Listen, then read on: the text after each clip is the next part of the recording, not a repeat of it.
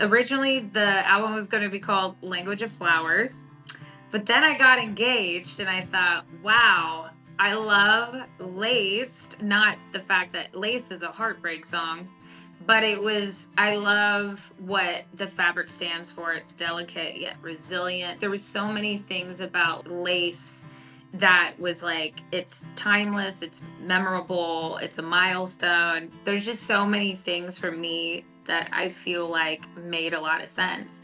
And so now, even though I took this about 2 weeks after in Joshua Tree, this is my wedding veil because I already bought the dress, I already got everything. So I packed this 20-foot veil and took it to Joshua Tree in the desert. This poor veil has sticks in it now. It's a mess, but it ended up making a really cool album cover.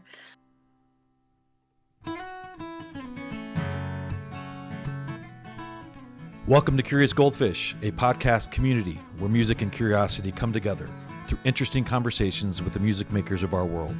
I'm your host, Jason English. You can find Curious Goldfish on all the major podcast and social media platforms, and of course, we have all of our content on our website, curiousgoldfish.com.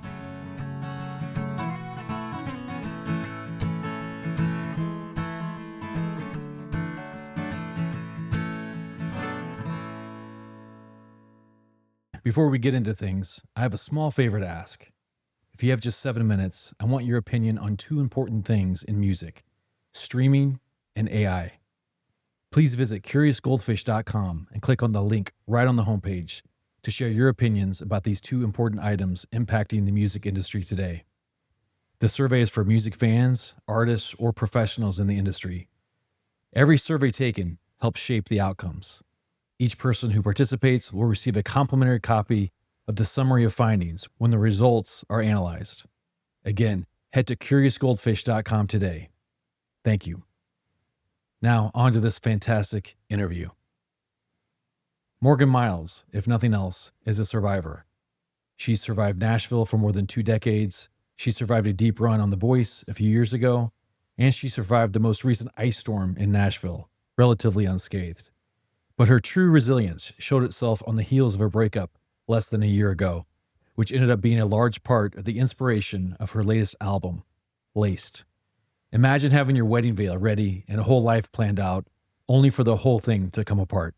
Instead of walking down the aisle, Morgan put that wedding veil on her album cover and turned that trauma into a survival guide. Beyond the breakup and other themes of the album, we dig into the reality of being a human artist when you're competing against thousands of AI-generated tracks every single day. Again, another sign of survival in a brand new era in Music City. We talk about the grit it takes to stay authentic when the gatekeepers are just algorithms. It's a conversation about authenticity and why the soul of a song, the actual blood, sweat, and tears, is the only thing that still cuts through the artificial intelligence noise. So now, from Nashville, Tennessee, here's Morgan Myles. Let's dive in. Morgan, I'm so excited that you're here on the podcast. Thank you so much. I'm excited to be here. Thanks for having me. So a lot going on. Sounds like you survived the infamous ice storm in Nashville of 2026. So that's good. Are you, everybody that you care about and know safe and warm and everything? We're all fine. Somehow we did not get hit or lose. I mean, we got hit, Right. but we didn't lose electricity. So everybody around us did though. But we got hit by a tornado not too long Okay. ago. So they had to cut a lot of the trees back and replace the power lines. So I think they were just a little bit more stable, and weren't getting all the trees laying on the Wow. lines. But yeah, I've never seen anything like it. It's like Elsa came through and just got really angry with us. But I think we're in a vortex Um, because if it's not flooding, it's tornadoes. If it's not tornadoes, we're like the worst in the country with ice. But I think North Carolina just got really bad too. So wow. I don't know what's going on. It's just crazy. Well, The kids have been out of school for 2 weeks. that's probably the worst part It's about it. I nuts. don't know. Probably. I don't have any kids, but I know I'm hearing a lot of grumbling. Well, 23 years ago, my youngest was born. We were in Lexington, Kentucky. 10 days after he was born, we had an ice storm there, and it was like a bomb went off.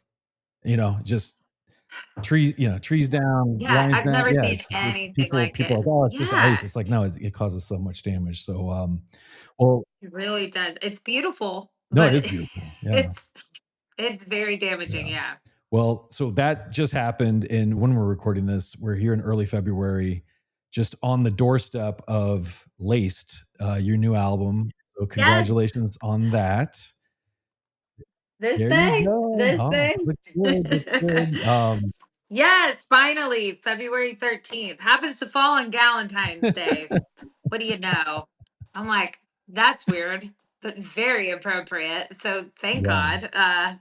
Yeah, Well, congrats. I'm I guess, excited. I may have a lot of questions about the songs and the themes and stuff, but just really quickly for me and for others, compare this to therapy. What's the headline in terms of then and then now this?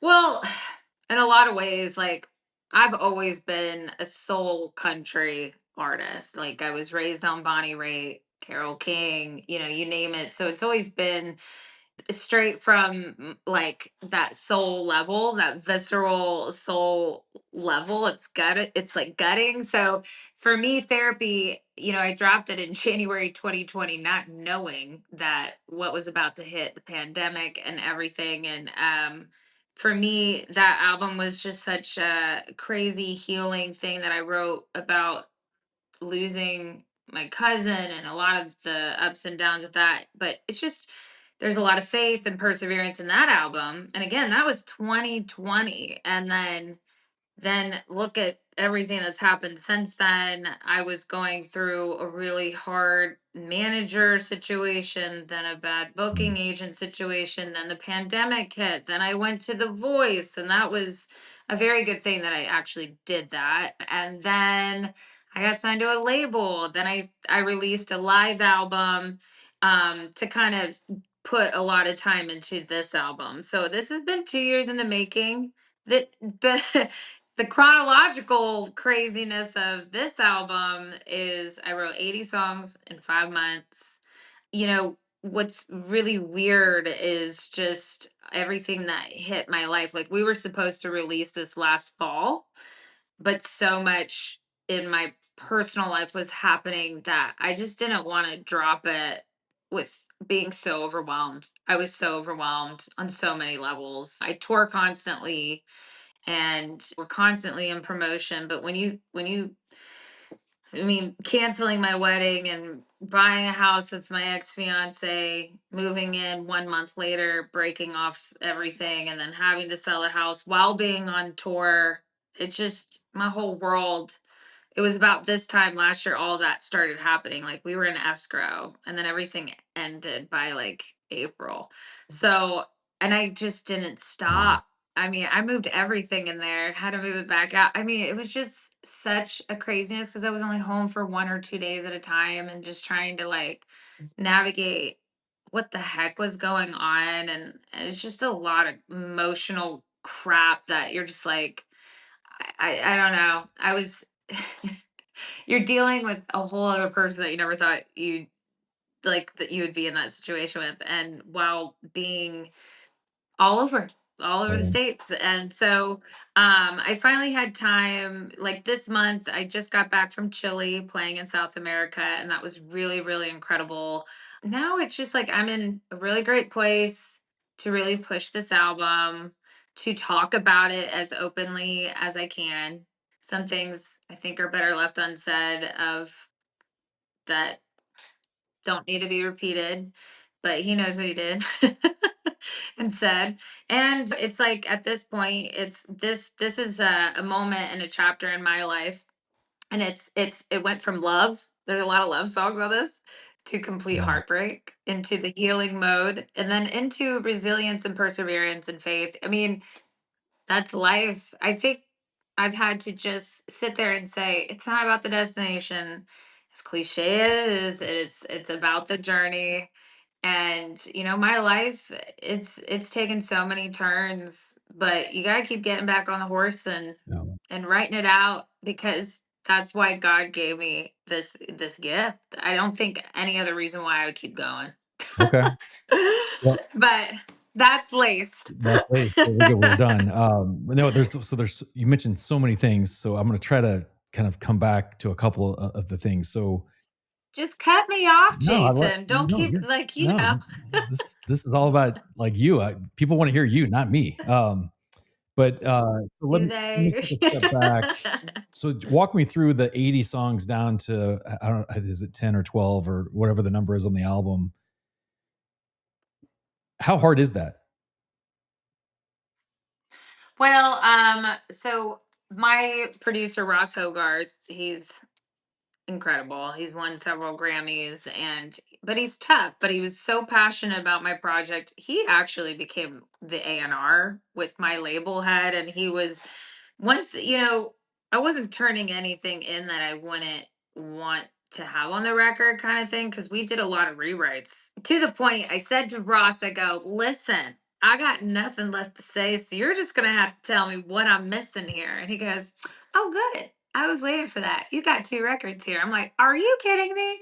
So, you get into that bubble where you're really starting to flow, and that's why it's really hard to kind of be on the road Mm, and be writing an album, and so you kind of have to take that time to just really isolate with the people that you love writing with, get real and write that shit out, So when it came down to it, they pulled like 20 songs. I was like there for it. And then they had to get it down to yeah, 12 because of the yeah. vinyl. And so I love all the songs. Originally the album was going to be called Language of Flowers, but then I got engaged and I thought, wow, I love Laced. Not the fact that Lace is a heartbreak song, but I love what the fabric stands for. It's delicate yet resilient. Like there was so many things about like lace that it's timeless, it's memorable, it's a milestone. There's just so many things for me that I feel like made a lot of sense. And so now, even though I took this about 2 weeks after in Joshua Tree. This is my wedding veil because I already bought the dress, already got everything. So I packed this 20-foot veil and took it to Joshua Tree in the desert. This poor veil has sticks in it now. It's a mess, but it ended up making a really cool album cover. Um, and it's obviously on the back as well. And yeah, it's been really cool to well, comforting to hear a lot of other women's stories about the same thing. And it's only women kind of can kind of understand that it's like it's not about the dress, it's about the meaning of the future, the faith and the trust, and what we were giving to that other person. And as a woman it's just a different Hmm. thing. And so yeah, that's why I thought let's use this veil as a very symbolic chapter. Fair enough. That's a good point. So I'll call them scars that you mentioned earlier, like the challenges with the management and the booking agent and COVID and the situation with your ex. Like there's a lot going on. How do you deal with that when people are expecting to see beautiful, vibrant, happy-go-lucky Morgan on stage every night, like looking like you do and sounding like you do? How do you do that? Well, because I truly am happy. I truly am happy when I get out on stage and the energy and you're surrounded by so much love. If they're buying a ticket and they're showing up to your show, they feel you, they love you, they're there with you, they're your army. That's always just awesome. And there's such a high and such an energy. People come to concerts to feel Yeah. good, or to relate or to connect and not feel alone. It's a moment, it's experience. And what a gift that we get to give all the time, like that, like we get to give those moments and it's so special. Like that's our moment, right? And every night's different. I'll tell you how I do it. I mean, I think it's definitely a God thing. I always kind of try to, I know I compartmentalize. I try not to suppress anymore, but I know I compartmentalize. I'm very good under very high stress situations. I have been knocked down by so many people in my life. But I think since I'm rooted with two parents that tell me to keep going and have like literally put rods into my backbone to like, do not let this, listen to who you are.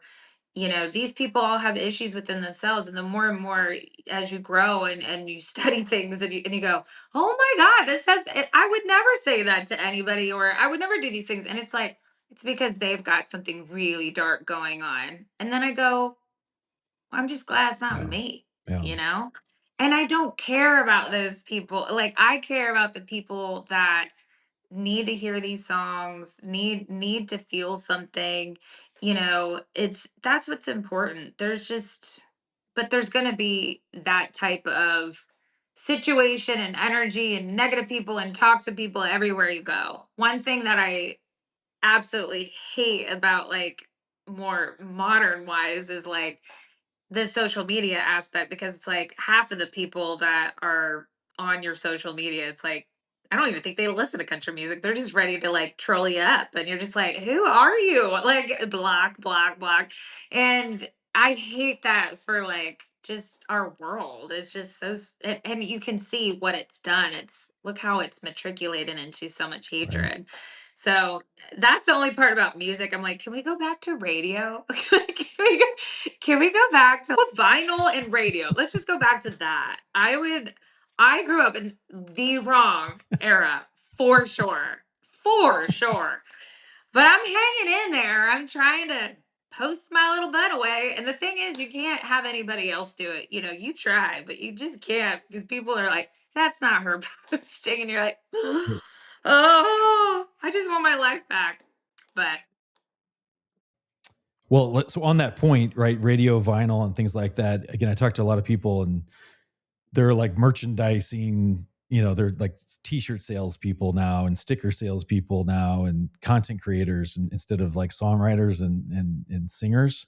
As a fan of yours, and the thousands and tens of thousands and hundreds of thousands of people that know who you are, how can they support you when in the old days it was going to the record shop and buying the vinyl, calling the radio station saying I need to hear Weight of Your Words by Morgan Myles. Like how yeah. how can they actually tangibly help you?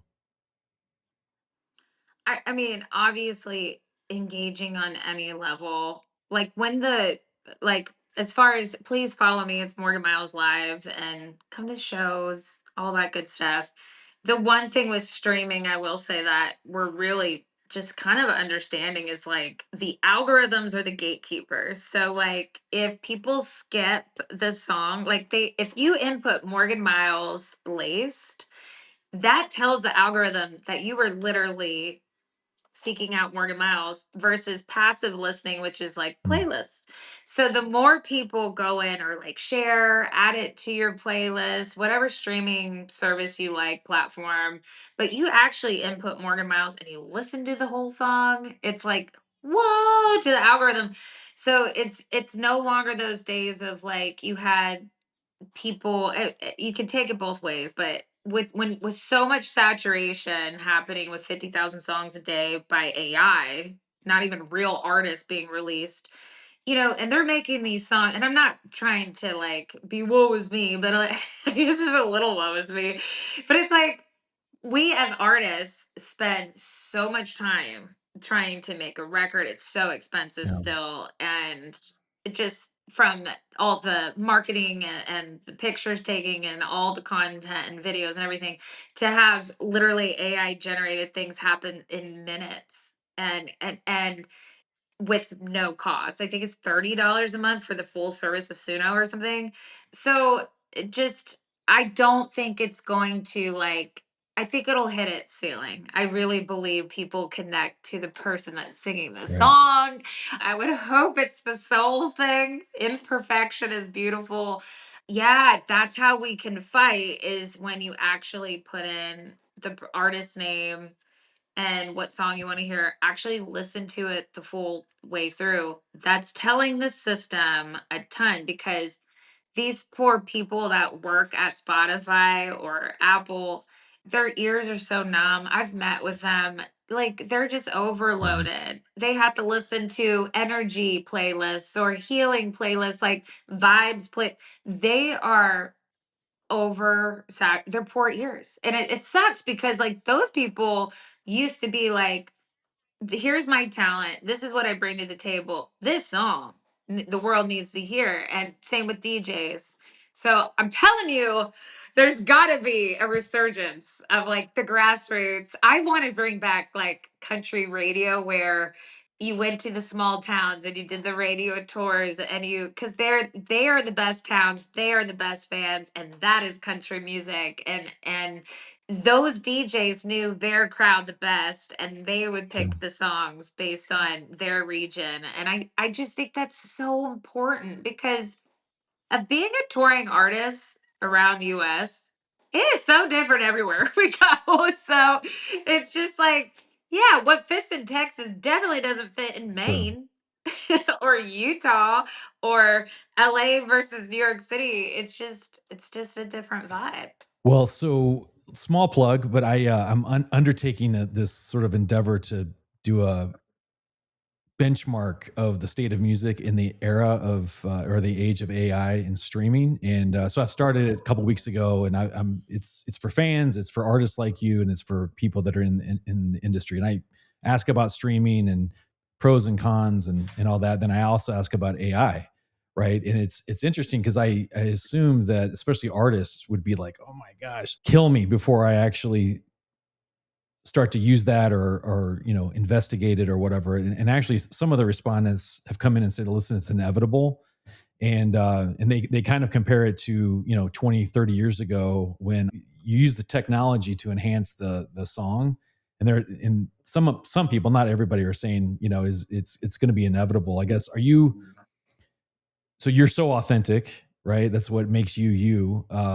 And we're going to get to some of the lyrics and the songs, which obviously reinforce that. But are you scared of what it could be, or are you open to how it might be able to either help aspects of production or aspects of social media and marketing and admin work and things like that? Or how do you look at that?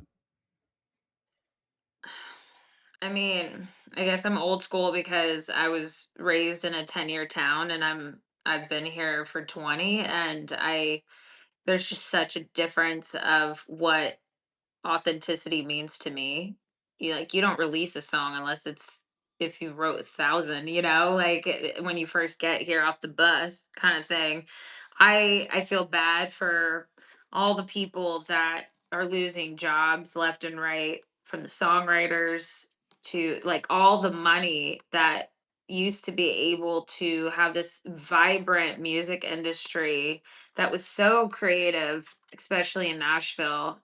We're everything's dropping by the seconds because of the loss of royalties. So then it just for me, I get worried about Mm, quality and its quantity. But what about like the Michael Jacksons would not exist, or the Princes, or like even John Mayer was sitting there saying, he's like, I'm just so glad I am not a new artist right now. He goes, I do not envy that shit at right. all. And so I just don't want to lose the heart and soul of what music really is and what it can do. Like, yeah, like everyone's right. Like once it's here, it's here. But it does destroy Mm, all the session players, all the producers, all the there's just a lot, now everybody can sing. Everybody, it's like so like is it just to try to like baseline everybody? mm, Like I don't really know. And then it's just that it's hard. It's going to be a hard pill for me to accept. I think where I see, like, for instance, like, I used to make a lot of money singing demos for pitching. That's completely gone now. But I understand why would they spend money on a full demo just to pitch a song to Lainey mm, Wilson when they can literally put it into Suno, spend no money mm, on it, put her vocals on it, send it to her so she can absolutely visualize what she would sound like and see if it worked. So I understand. it breaks my heart because I kind of feel like the young generation didn't have to go through like the blood, sweat, and tears of what like say the millennials and up have, Sure. where that comes the Mm, humbleness, the humble heart, the true respect and love for every single freaking fan that shows up. It's just you're kind of going, what was all that hard work for? Why did I intern for Taylor Swift for a year and get yelled at about pantyhose? Not by Taylor, but like, I went on the road on the Reba tour for forever, like for a long time and learned the way through that and then like nannied my way all through so I could afford my first mm, EP. It's just kind of, I guess that's turned into content mm. creation. I don't Sure. know, but to me, that's been the hardest part for me is just like accepting this massive shift that happens so fast where the social media thing is so egotistical. I feel like sometimes for me cuz I we're all from the place of like, well, again, when I was you write music from your heart, you're vulnerable, but you let everybody take your song so that they can tell their story through it as well.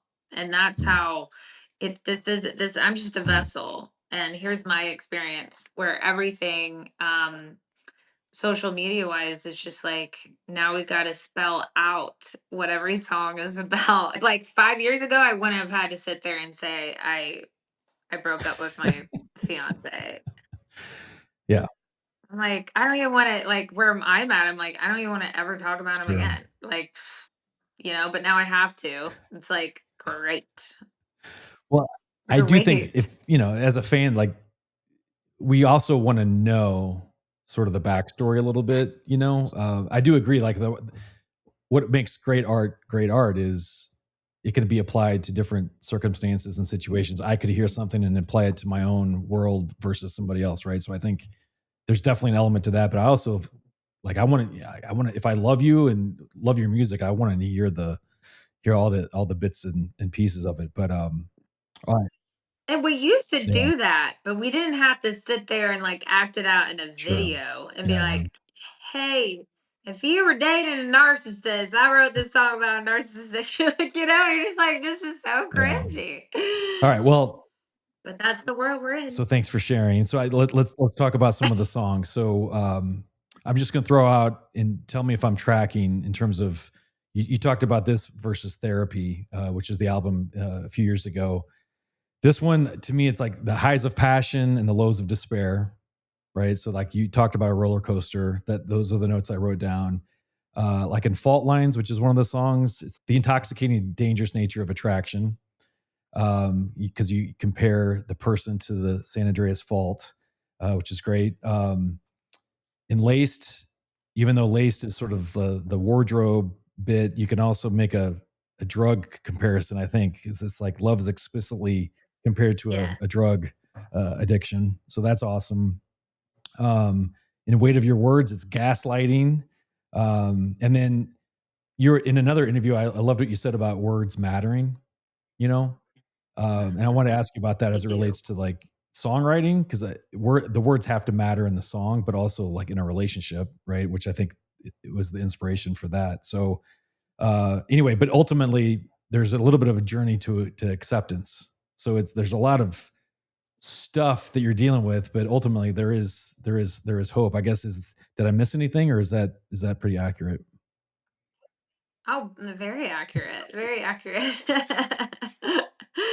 Yeah, the whole thing with like words matter. Words like as far as songwriting goes, like at least in country music what they always said, you can never let like in pop music sometimes they didn't care so much about like the words and the verses. That never you got to tell your 3-minute movie when it comes to country music and um everything's got to support that hook. The thing with you know, when people for me words hurt, like you can't take back what you Mm, said because if you're heated, it's like you meant it. And in my last relationship, I said my because it was at the beginning, and you asked me like, what's like a big red flag or like blah blah, blah. And I said Oh, I've got that for you. I said, never ever take something I say and out of vulnerability. Never put that in your pocket and then whip it out again, like at me at a convenient time to hurt me Mm, even deeper. If you do that, it's a huge red mm. flag. And yeah, that kept happening in that like the last 2 months. And I was just like, yep, don't want to spend my life like this. So, but words, yeah, I don't know. You got to be careful what you say, but that's just about maturity. Come on, like treat others how you want to be Yeah, treated. yeah. No, for sure. It's that simple, but apparently that hard. Well, so you mentioned vulnerability. I guess the question I have is, you sort of depend on that to create the art that you create, right? To create these words and these melodies. Um, how do you reconcile that with sort of this personal instinct to protect yourself now that you've been burned by that same vulnerability? Yeah, I think the personal protection comes by keeping the people that you really love close to Okay. you. And that's why this one hurt because you're like, I let you into my little teeny trust bubble of, and I have a lot of people that I'm close to, don't get me wrong, but there's those few that you can truly, um, but other than that, you cannot care. You have to look into the dichotomy of other people's brains. If they're sitting there judging you, they've got more going on than you, and you have to just accept that. People, if they're judging you, like that's the thing with me. I've never been a judgmental person.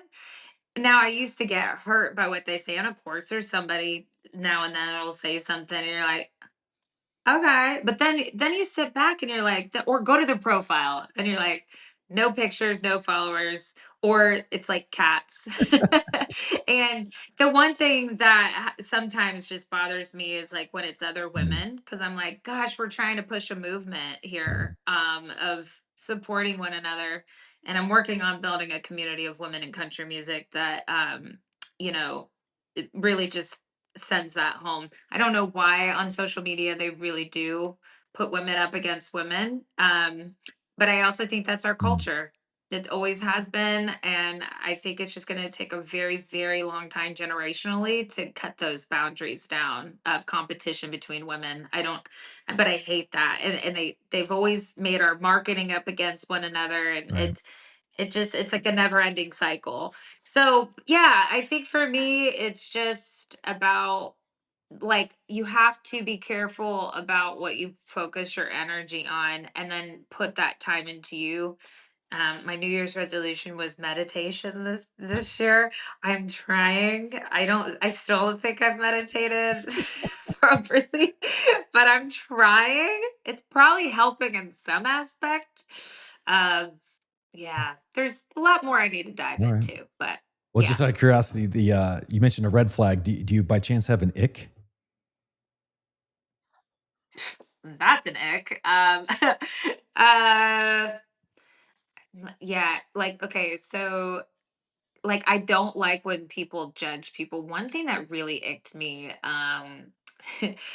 was the need for my attention Mm, all the time. I think I give and give and give, and if somebody doesn't understand that, I just need to sit back and have my time, like just chill. Like, why is that such a problem? Or if they have to just have alone time, like constant alone time, that to me, it's like, why don't you have friends? right. Please go have a beer and watch football.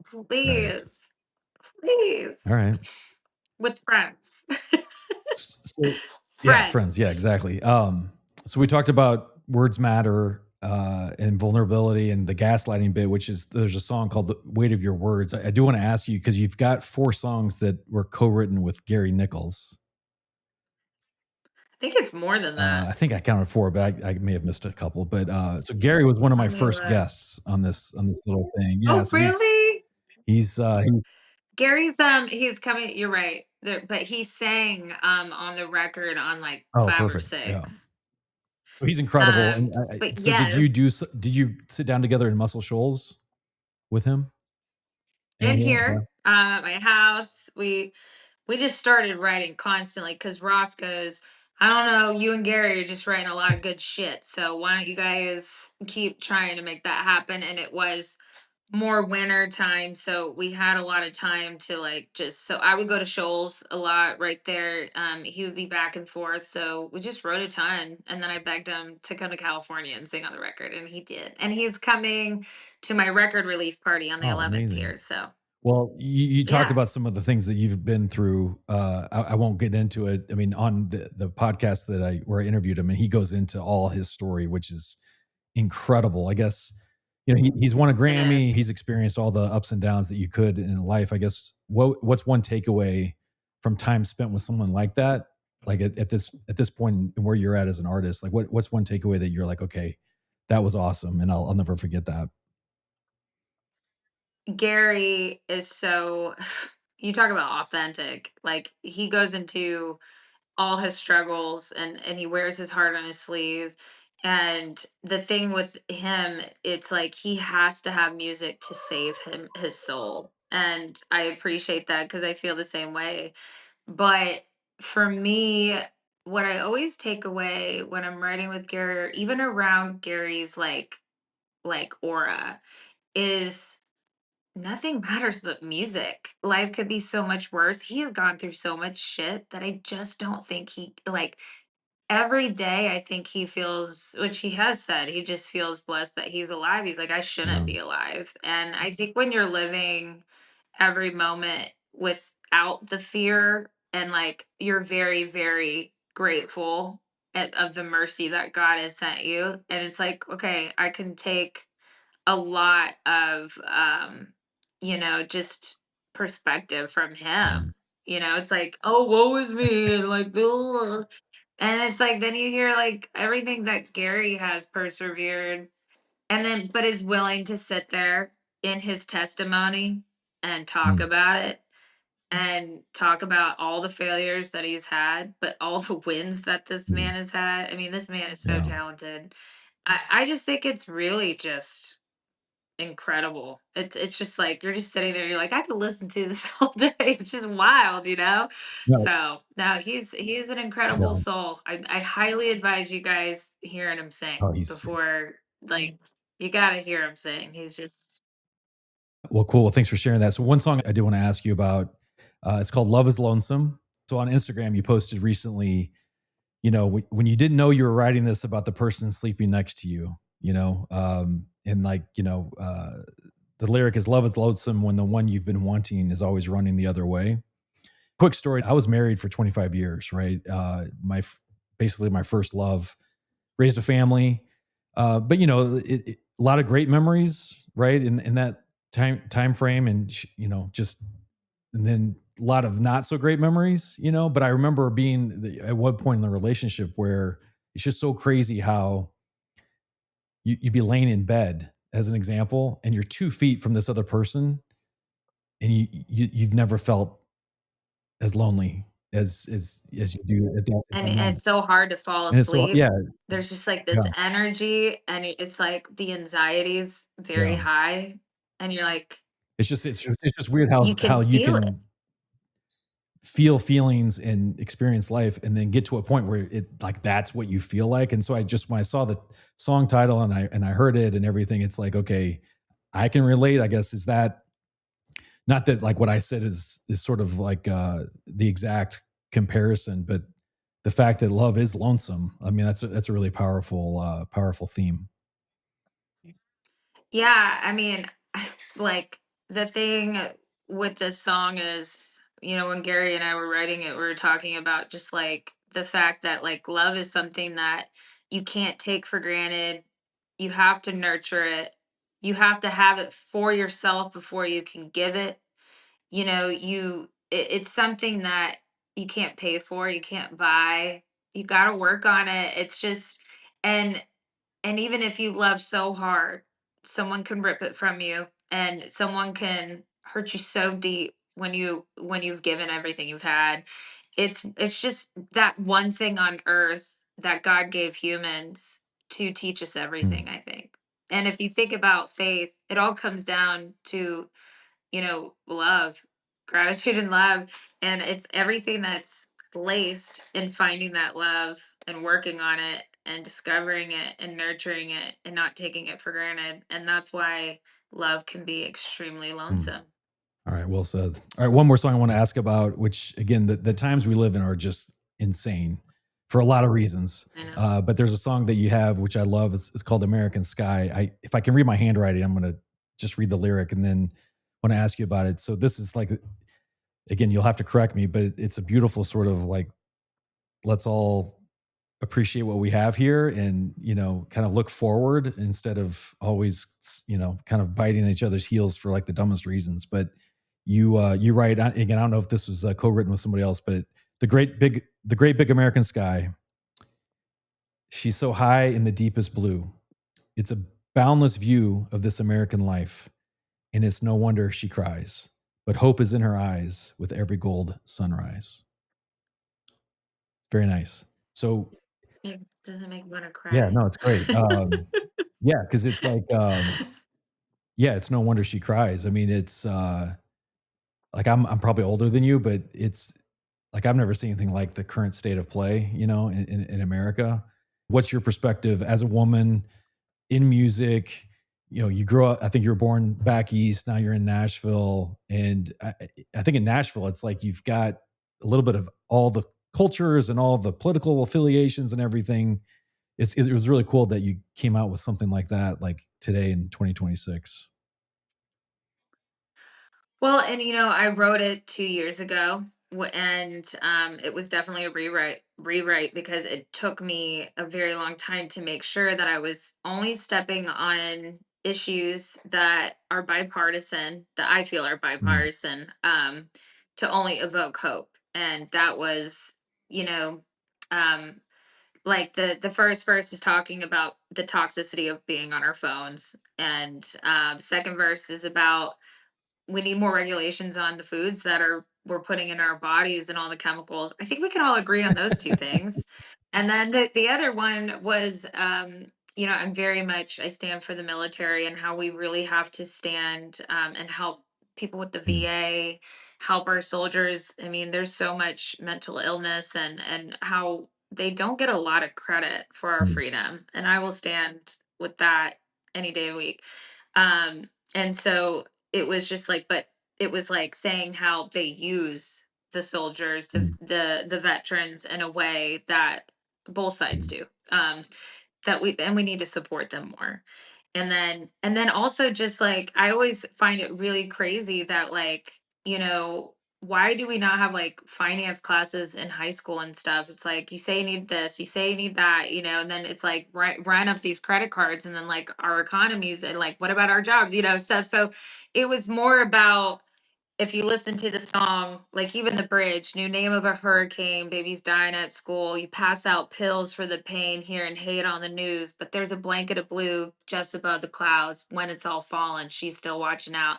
It's how a mother, we basically characterize the sky, the American sky, as this mm, mother looking over the pain that's going on and having this hope that it's going to get better. And so I really hope that it becomes a patriotic song because it's not I am not yeah, political. I came from a very very divided family, and I was the person sitting there independently in the middle crying over what it mm, did to our family. I I was the one that's like, you guys just rule each other out. So just quit it. It's like you have it, but nobody hears each right. other. So I felt it was irresponsible for me to not at least have a song about just like my pride and love of my country Mm, still. We have to mm, love our country. Going over to Chile and like getting back on American soil, I felt so much pride sure. still. And I think that's the thing. Unless you go to a third world country or you travel more and you get out of your comfort zone, out of the easiness that we have in America, I don't think people get how lucky we are, how entitled we are, how spoiled Mm, we are. And I think there needs to be a little bit of perspective and value reset happening of what it means to be an American. Cuz I think everybody this social media has really, people aren't even watching posts for 3 seconds and they think it's the real news. We got a No, problem totally. here. We got it. Nobody knows Yeah. what's real. There's no regulations on anything. Influencers are being paid, obviously, to say Mm, whatever. I mean, if you're going to get paid $10,000 to make a 30-second post saying, do this, it's pretty easy to take that money if you don't really sure. care. Like, so I think that we've lost sight on many, many levels. But this song for me is just to say, quit it. Everybody stop. Like, stop. Shut up. No, Like, we gotta have hope. Enough is enough. Let's reset.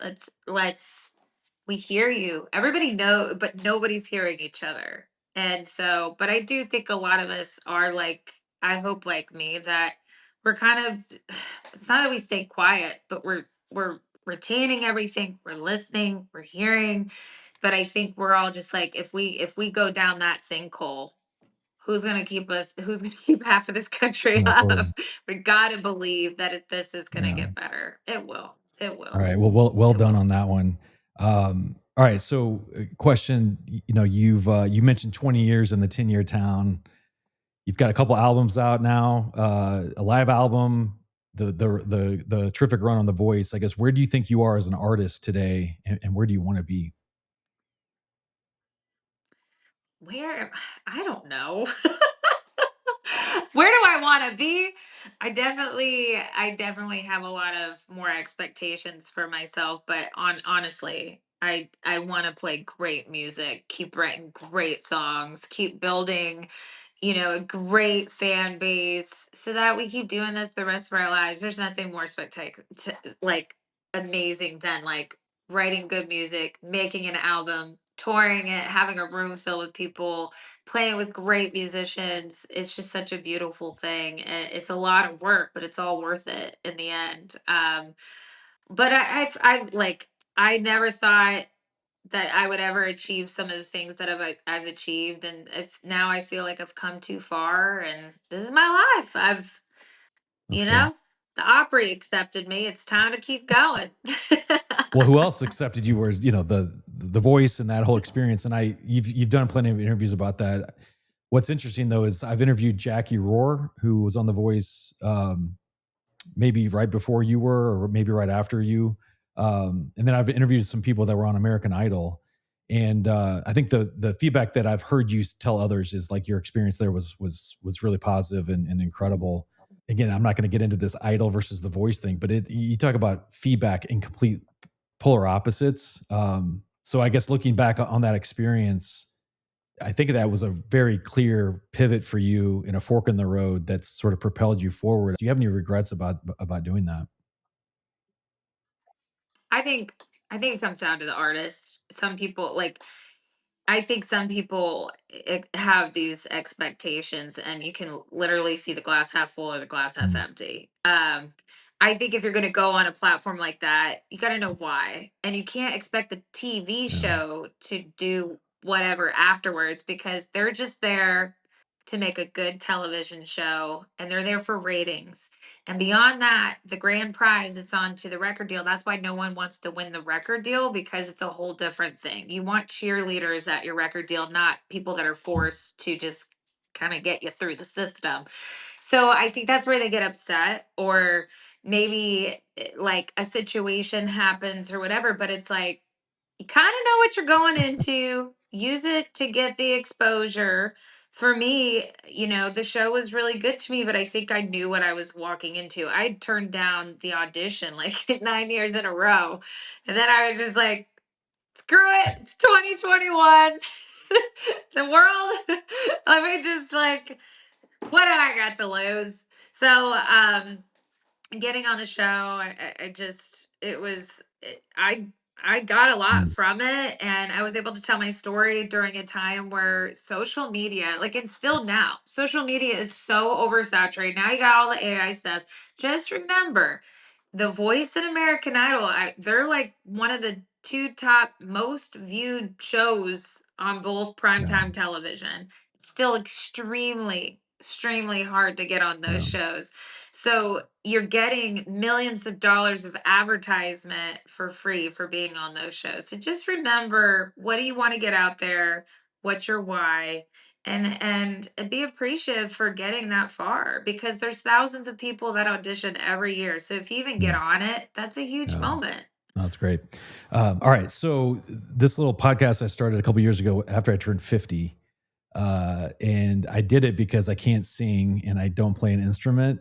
But I would, here in Atlanta, I'd go see some people that would just pour their hearts out for 2 hours, mostly original songs, but, cover every now and then or whatever to, like, get the tips. Um, like five people would be in the audience or the bar. And it just is fascinating to me. And so I was like, I would love to, like, ask questions and understand the context, understand the struggles, understand the inspiration for the songs, right? Like you've laid out today. So curiosity, I think, is very underrated in relationships, right? In family relationships and romantic relationships, even in the corporate world where I spend most of my time. I'm just going to end with this question, which I ask everybody, and I can't wait to hear your answer. But again, here in early 2026, what are you most curious about? Okay, so my mom's one of the most curious people on the planet, Curious Karen. And it doesn't matter, like my tour manager, Callie, she's like, you ask like 100 questions a day. It's true. You should see my chat GBT. I finally have somebody to listen to all my random questions. So I'm like, I'm curious about everything. Like, I would just like, well, what if the blah, blah, blah? I'm like a history nerd. Like, there's just so many. I think for me, I'm a big history nerd. Like, big. I think I should start a series on social media, because like everybody's very shocked when they're just like, why are you into this so much? If they're like on a trip with me or something, like, what, let's go. And then they come with me and then they're like, that was like really cool. And I was like, yeah. Like, I'm not somebody that like wants to go to like an art gallery or something. Like, it's hard for me. Granted, my mom's a artist. You think I would, but I just like how things are made. Gosh, curious. I'm just curious about a ton of stuff. I think I'm more curious about, what should we say? Like, the the answer to life. I feel like I know that though. It's all inner work. How to meditate. That's what. How do I finally know that I'm meditating correctly? And this year of the horse, this better be. I'm a Leo, so apparently it's gonna be a great year. Starting on the 17th. I'm like, come on. Let's just come on. Let's get there. Yeah. Let's get there. All right. Well, before the 17th, it's the 13th. And again, I think when this gets published, your album will be out. So congratulations on that. That's so exciting. I know you've worked really hard on it. And there's so much in there. And as a music fan, I appreciate you being so vulnerable, not only in the songs, but in talking about them and sharing your life. So, it's really appreciated. And obviously you sing so well and all that, but like for you to put your heart out there, I think that's really good. So thank you for that. Thank you for your music, and I wish you Thank the you. best You and have a too. great. Thank you for having me. Y'all go stream this or pre-order All right, it. Or not, or no, order it. It'll be no all right. pre-order now. Order it. Yeah, yeah. All right. All right. Thank Lace, you, Lace Jason. Have a by great Morgan day. Myles. Thank you so much.